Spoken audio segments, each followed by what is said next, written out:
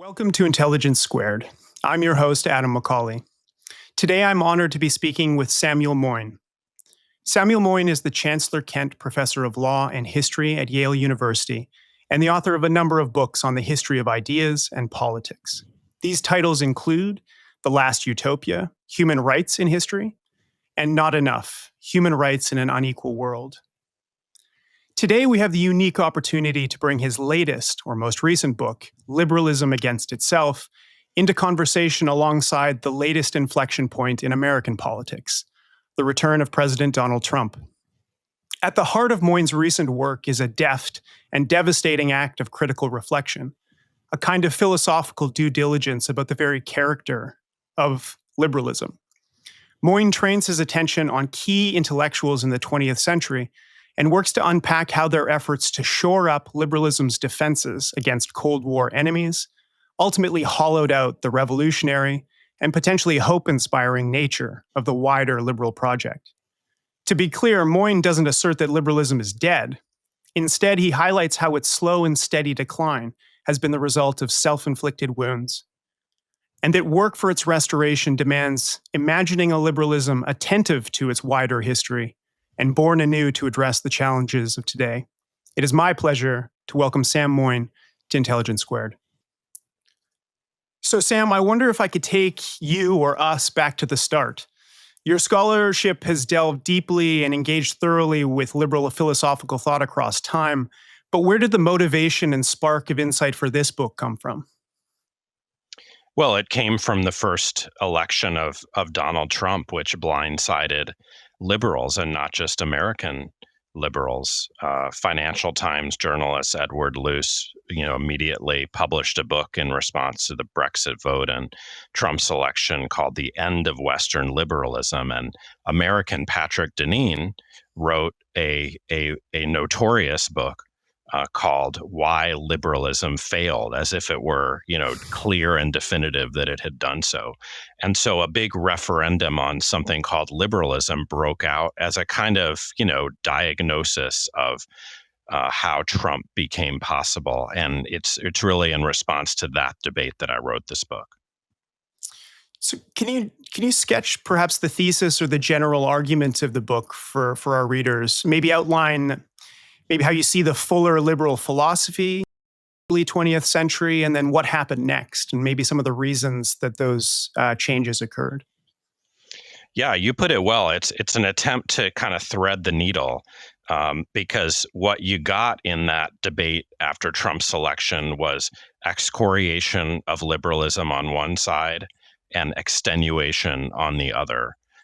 And what I wanted to say is actually, liberalism has something radical about it in its origins in the 19th century through the early 20th century, though it wasn't above disastrous mistake.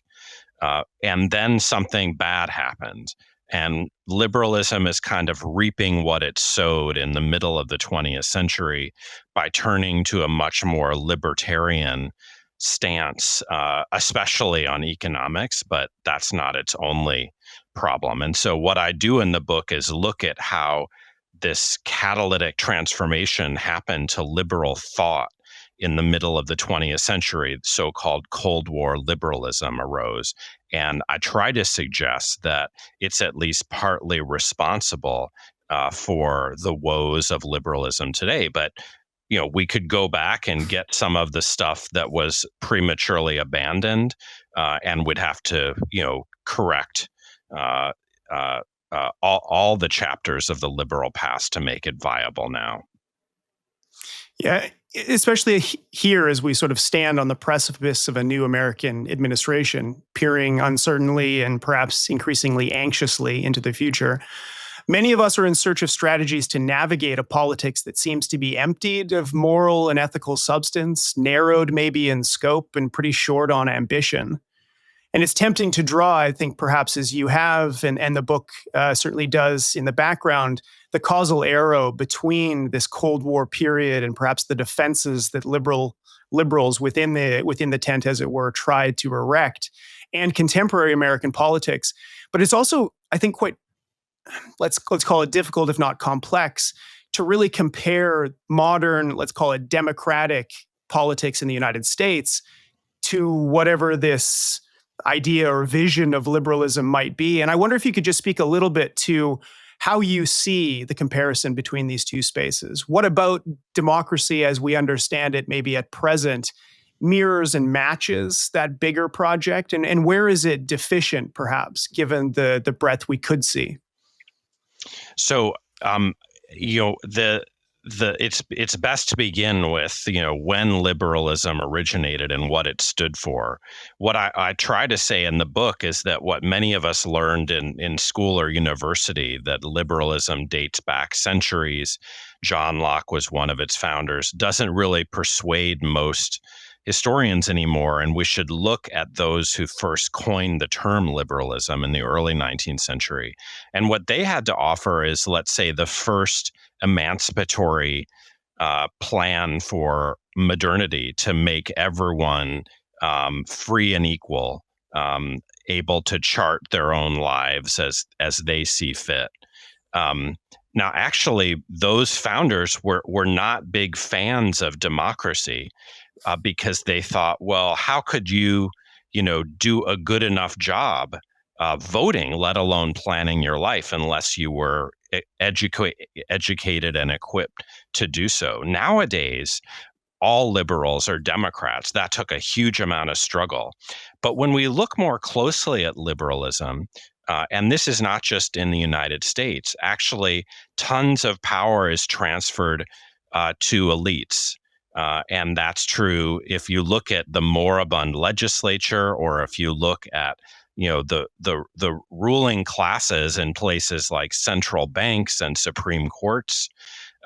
And what I think I want to suggest is that, though not perfect, we should look at this moral core that the original liberals were offering, who said ordinary people can be at least at some point trusted to rule themselves. And you note that after Trump was elected both times, a lot of folks said, well, wait, should we even have democracy if the people are making these choices? And so there's always going to be this temptation to doubt whether we should, you know, even ask ordinary people what they think. And what I see in the original liberals is at least the hope that ordinary people could live meaningful lives, and that the state could exist to give them the wherewithal to live, you know, interestingly and responsibly. Yeah, I think it's such an important point, because it also distinguishes, I think, two things that often get confused, right? There's actually the process and procedure of government, or governance, as it were. And then there are the ideas, the philosophies that underpin or provide a foundation for how we expect perhaps that procedure to unfold, and who is seen and who is a member of individual or spaces and or authorities to make decisions about what that present or future might look like. What I find fascinating, and again, this is as someone who has read sort of all of the texts, but wrestles as well with, you know, what do we make of it in our present moment? Your book takes us back to the Cold War, which is, of course, another critical inflection point in politics in the 20th century. And it's also a moment, I think, as you tease out quite well, that intellectuals are coming to terms with the Second World War. And they're coming to terms with what the implications of a war like that might be.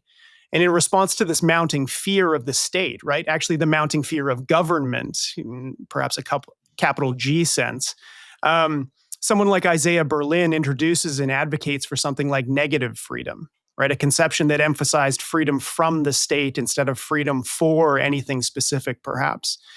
And that may not be giving him credit. But ostensibly, it's to limit the state's influence in the private lives of its citizens. This foreclosure, you suggest, provided space for neoliberalism and libertarianism to gain purchase. And I wonder if you could just take us through the implications of this, and what those forces looked like, how they sort of advocated for themselves, and how they became, let's say, the lowest common denominator that everybody sort of agreed to in that period, and where it moved from that point on. Yeah, great question. So I mentioned that liberalism in the 19th century had offered itself up as the first emancipatory scheme. And of course, socialism was the second. And we should remember that liberals sometimes evolved into being socialists or helped invent the thing. Great example is John Stuart Mill, whom we read as a liberal, and rightly, because he insisted on limits to the power of government over individuals. But of course, he evolved into a socialist. He died as almost a Bernie bro, and current speech. But when we get to the 20th century, what liberals learned over that time about the need for distributional fairness, a welfare state, like educational institutions, which again, liberals invested most of their energy into constructing. Um, is almost forgotten. And the reason is that folks like Berlin were, let's say, so concerned by the appeal of the Soviet Union that they stripped liberalism down in their writings to the claim that it's just about limits to the power of states interfering with individuals, as if actually he didn't himself believe in the state doing a lot. So he hated Friedrich Hayek, the founder of neoliberalism in the middle of the 20th century, and was nasty about him in various letters. And in fact, it seems as if Berlin was personally a supporter of labor or social democracy, but he never wrote about it. Hmm. And so his writings, if you read his classic essay, Two Concepts of Liberty, you're right. He comes off as if his sole concern is limits to state power, as if he weren't for the expansion of the state that liberals were for in the middle of the 20th century. And so my claim is that he ends up overlapping with the neoliberals he personally hated. And then when neoliberalism took the reins in our societies in the middle of the 1970s, folks like Berlin had left liberals no kind of theory of their project to fight back, because he himself had said liberalism is about keeping government off of our backs and maybe from interfering with our bank accounts. It's so fascinating too, because I think you reference the work of Judith Sklar in this book as well, and she's got this line that says, or she essentially excoriates the neoliberal movement. Not that it was too enamored with market economics, but that it was too conservative in its politics, right? I think that speaks to this narrowing of the maybe the imagination around the project itself and what it might become. She also, I mean, she doesn't stop there. A lot of your work sort of unpacks what appears to be mostly a lifelong task of trying to make sense of, if not disentangle, and clarify perhaps the true shape and scope of the liberal project. But she criticizes the liberal movement, particularly within this mid 20th century setting, as shirking other philosophical commitments, right? Specifically abandoning its belief that people can control and improve themselves and collectively the social environment. She worried, as you write, that the liberal project abandoned its support for things like human creativity, spiritual development, and even the support of finding human purpose. And that strikes me as particularly evident in contemporary politics. There's a lot of questions about, like, what is this all for, as it were, if its results don't sort of either provide a fuller understanding and feeling of purpose in one's own life, but also doesn't seem to be trending anywhere specific in terms of goals of the state and the larger sort of, let's say, promise of politics. So I wondered if you might, how do you see this in our contemporary moment? Are we living in sort of the aftermath, as it were, of this lack of imagination? Where do you kind of look for either the cause or potentially some hope to right the ship here? It's a great question, because it seems philosophical as a question, but actually you look at the critics of liberalism like Patrick Deneen, and they say the root problem with liberalism is it doesn't tell us why we're here, what our lives are for, and it fails to provide meaning or a kind of message about the kind of broader purposes of the social compact. And I say that Judith Shklar is kind of the heroine of my book because even though she's best known, like Berlin, as a Cold War liberal, and she coined immortally this phrase, the liberalism of fear, meaning fear of state power and the violence that states inflict.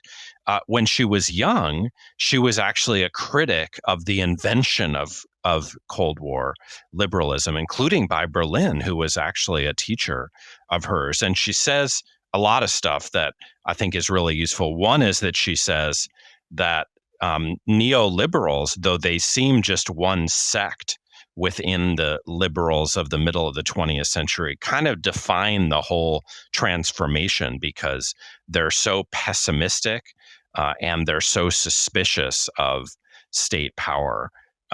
She says that liberals, as you mentioned, are kind of adopting the view that the state should be a referee above the fray and never have a view about what's best for everyone, but just say, well, you can believe in whatever you believe in private as long as you don't kill one another in public and don't use the state's power to do so.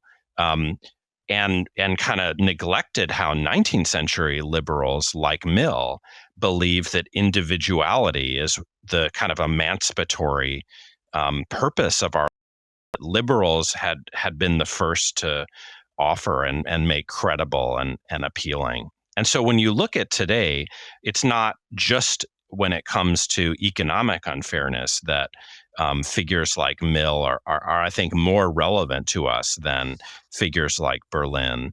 It's also when it comes to this question of how do you appeal to voters? There's been a temptation to just blame them or hate them because very often they're setting back their own economic interests. But then we have this puzzle. Why are they voting for Trump? And I think a part of the reason is that Trump is very good at scapegoating enemies and creating some reasons like immigration why allegedly workers are suffering. But I think there's a deeper reason, which is that liberalism has lost even its sense that it should appeal, even if you like spiritually, to people and give them a sense that not just that we're all in this together economically, but that liberalism is about making your lives, better and more interesting and worth living. Yeah.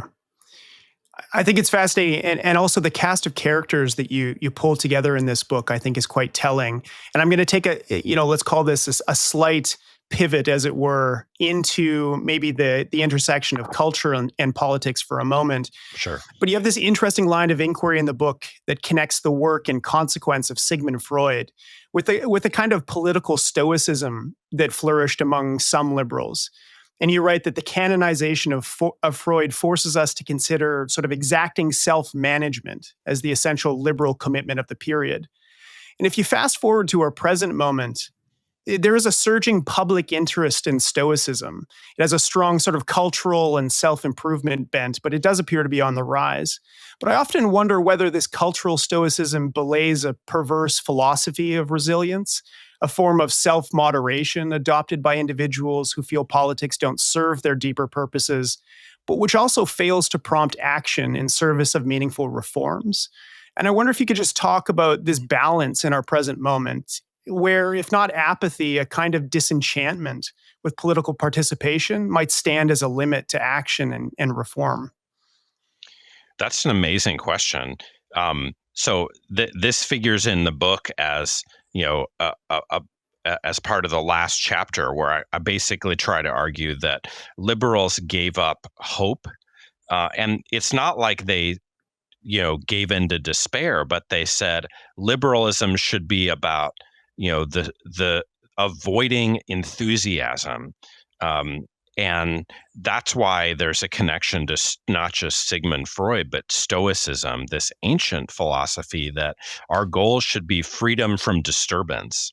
Like no matter what's going on out there, no matter how bad it is, in a sense, if it doesn't matter to me, then I won't be afflicted. Now that's, some people have argued something that the privileged can say since it's just hard to see if you're really suffering, how you can immunize yourself Yeah. against it. But the deeper criticism is, I think, the one you're getting at, which is that it's not that it's privilege, it's that it's apathetic when we should care.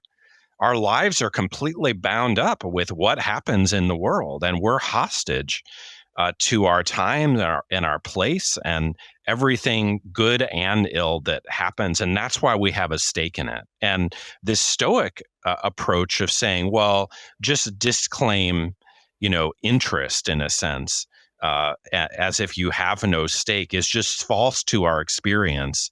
I mean, many people couldn't achieve that kind of dispassionate relationship to their lives and times. And I don't think people should try. So liberals should really stand for the idea that no, history matters, and disaster can happen, but so can emancipation if it's something that we care passionately about and struggle for. And it's just very sad that the Cold War liberals took the Soviet Union as a cause for saying, well, liberals should have people disengage because we don't want them to get so excited that they back the Soviet Union. But what about backing liberalism and its version of emancipation? They gave up on that in a sense. I think the mistake haunts us and haunts this moment where you have so much apathy in response to Trump's second victory. Yeah.